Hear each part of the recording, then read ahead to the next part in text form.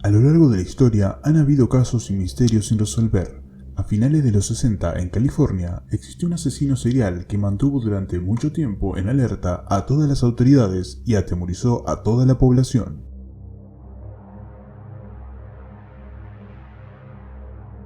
Estamos hablando del asesino del Zodíaco, la cual hasta la actualidad se desconoce su identidad.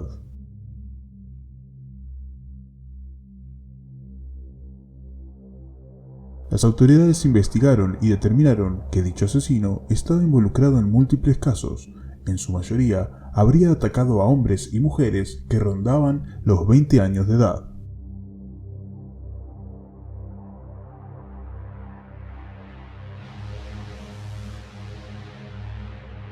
A continuación, te presentaré un caso, quizás uno de los más crueles de este asesino en serie.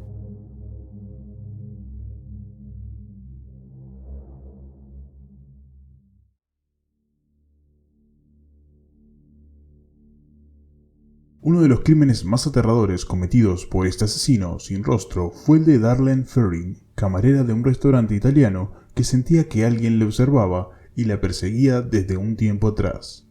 Vivía con miedo y no dudó en contárselo a sus amigos y familiares. De hecho, hubo un fin de semana donde ese terror se acrecentó. La joven hizo una fiesta en su casa en la que invitó a amigos, familiares y a parte del vecindario. Sin embargo, se presentó un desconocido. Era alto, corpulento, bien vestido, cabello rizado y con gafas. No dejaba de observarla sentado en una esquina y tampoco se relacionaba con nadie. Aquella actitud tan inquisitiva comenzó a intranquilizarla, hasta tal punto de tenerla completamente aterrorizada. No comía, no sonreía, ni tampoco quería que conociese a su familia. Nadie supo jamás la identidad de aquel misterioso invitado.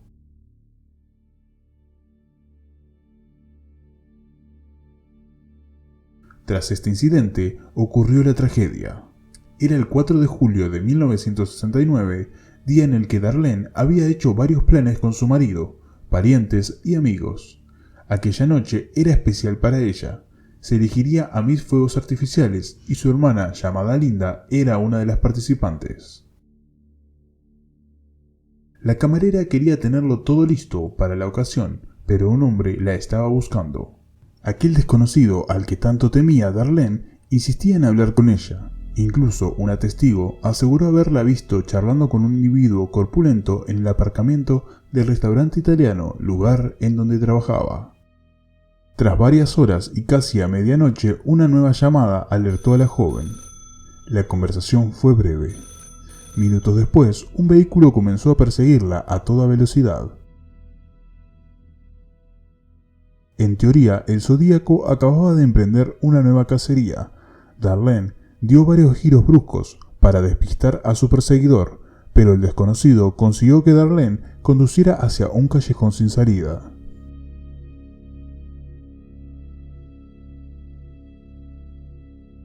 El coche hostigador se colocó a la derecha de Darlene, a la altura del copiloto. No veían de quién se trataba, solo una silueta inmóvil que los miraba fijamente. Aquella figura alta y de cabeza grande les resultaba muy familiar. Entonces Darlene sintió pánico y reanudó la marcha. En unos segundos el vehículo les cortó el paso con una maniobra habitual de la policía.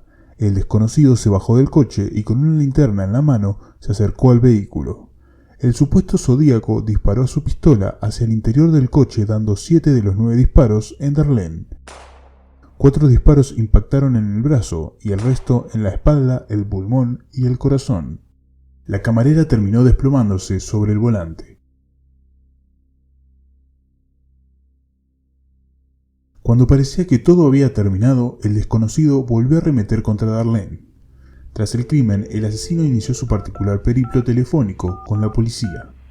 Llamó al departamento de policía de Vallejo para informar del asesinato y darles la dirección exacta donde podían encontrarla. Además, confesó ser el autor de un crimen el año anterior, el del lago Harman, donde perdieron la vida otros 2 jóvenes. El Zodíaco colgó el tubo del teléfono antes de identificarse. Los chicos del lago Harman, a lo que se refería el asesino, eran Betty Jensen y David Faraday, de 17 y 16 años respectivamente. los había acribillado a balazos la noche del 20 de diciembre de 1968, 7 meses antes del asesinato de Darlene. Betty y David fueron sus primeras víctimas y ante la falta de indicios para iniciar una investigación, la policía pausó el caso. Después de aquella llamada, todo cambió para este criminal. Ahora necesitaba notoriedad pública, así que decidió ponerse en contacto con algunos periódicos locales.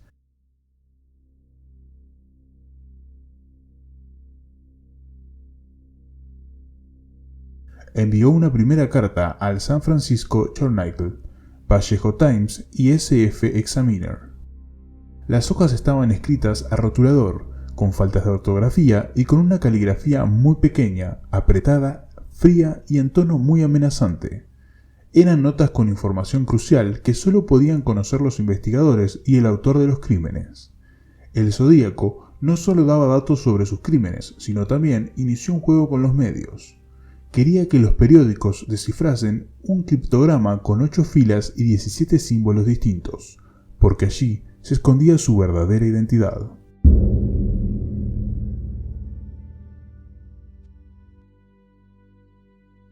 Además, la carta venía firmada con un símbolo muy peculiar, el visor de una pistola.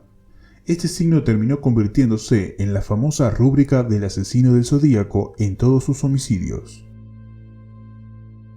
Pese a que el periódico de San Francisco Chronicle resolvió el enigma y publicó la solución, el asesino del Zodíaco volvió a matar. Fue el 27 de septiembre y sus víctimas fueron otra pareja, en este caso Cecilia y Brian. Ella no sobrevivió al ataque, pero él salvó su vida logrando relatar el suceso e incluso dando un retrato robot.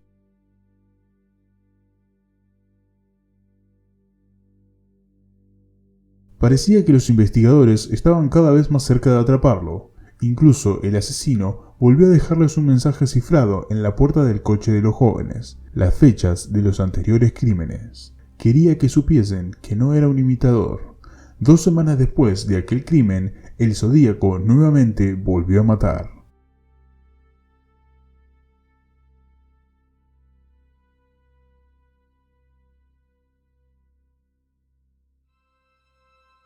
Esta vez su objetivo fue un taxista de Union Square. Lo observó mientras esperaba en una parada y cuando el conductor, Paul Lee, se disponía a recoger a un pasajero, alguien lo detuvo. El asesino se subió y le indicó una dirección en un barrio residencial. Cuando llegaron a su destino, el homicida le agarró fuertemente del cuello, le apuntó con la pistola en la mejilla derecha, cerca de la sien, y le disparó a bocajarro. La bala le perforó parte del cráneo. Sin perder tiempo, el asesino le arrancó un trozo de camisa. Con ese trozo de tela en la mano, salió del coche y comenzó a limpiar sus huellas. El detective David Tocci no tardó más de 20 minutos en llegar a la escena del crimen. Decenas de agentes rastrearon la zona en busca de sospechosos, aunque el autor de aquella tragedia estaba a tan solo unos pocos metros de ellos. En aquellas horas, la niebla cubría las desiertas calles de San Francisco. El Zodíaco se guardó el trozo de camisa en su chaqueta y continuó su marcha, no sin antes percatarse que un coche patrulla llevaba un buen rato observándole. Acercaron el vehículo hasta el suyo, pero no se percataron que era el asesino. Ni siquiera vieron que su ropa estaba manchada de sangre o que escondía una pistola en su bolsillo. Simplemente enfocaron su cara con una linterna y negaron con la cabeza. Buscaban a un hombre de raza negra.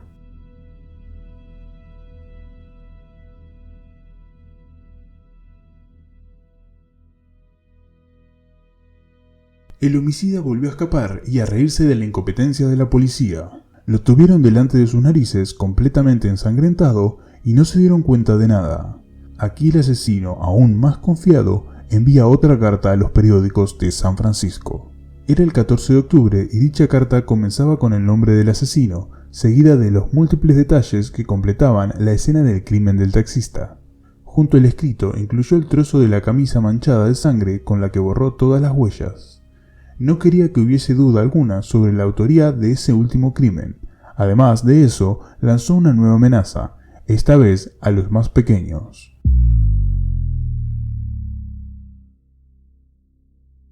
Mencionó que una mañana iba a atacar a un autobús escolar, disparar la rueda delantera y luego liquidar a los niños cuando salgan del autobús. Hasta ese momento se habrían realizado varios retratos robots del Zodíaco, y los investigadores tenían en el punto de mira a varios sospechosos. Pero había uno que encajaba con el perfil criminal del asesino. Se llamaba Arthur Hallen, un joven superdotado que vivía en una caravana de Santa Rosa, y cuyo extraño comportamiento hizo desconfiar a sus propios familiares tras los crímenes del 1971.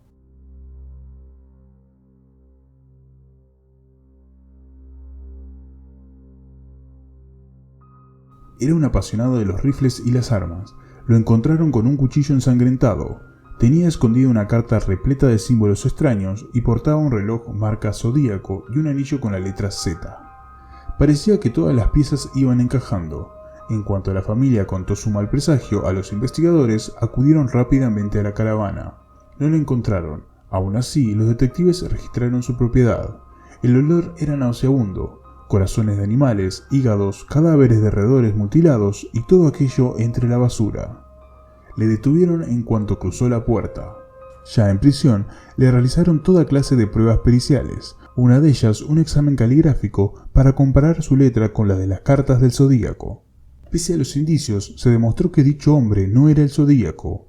También lo corroboró la identificación de las huellas tanto de los dedos como de las palmas de la mano, que tampoco coincidían con las encontradas en la escena de los crímenes. Durante todo el tiempo que Hallen permaneció en la cárcel, escribió a su familia y a sus amigos reafirmándose en su inocencia. Incluso tras su muerte en agosto de 1992, se comparó una muestra de su ADN con una encontrada en una de las cartas del Zodíaco, pero una vez más, ninguna coincidencia.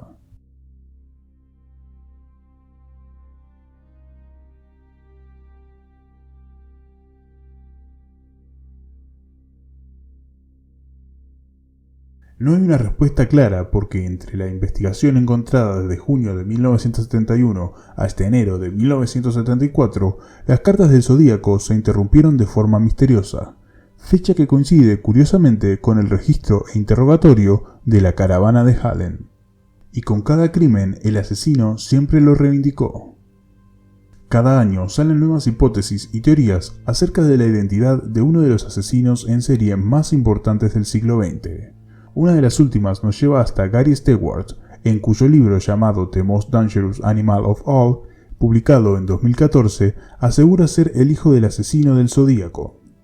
El nombre del criminal es Early Van Best, y su aspecto se correspondería perfectamente con el del retrato robot de Zodíaco tras el crimen del taxista. Además, Gary afirma que su padre tenía la misma cicatriz en sus huellas dactilares que las del homicida, y que ambos firmaban del mismo modo. Pero se trata de una teoría más de una larga lista.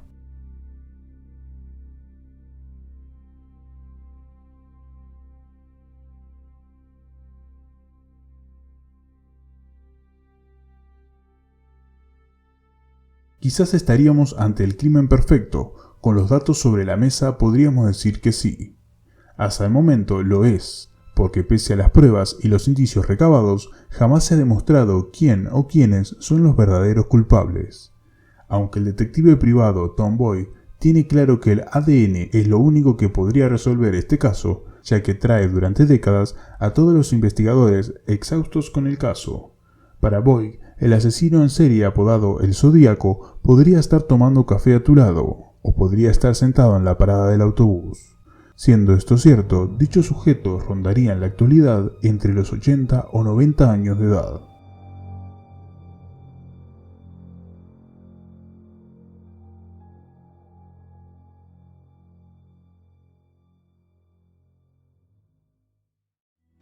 Si te gustó el video, deja tu like, compartilo y muy importante, suscríbete para no perderte ninguno de los videos.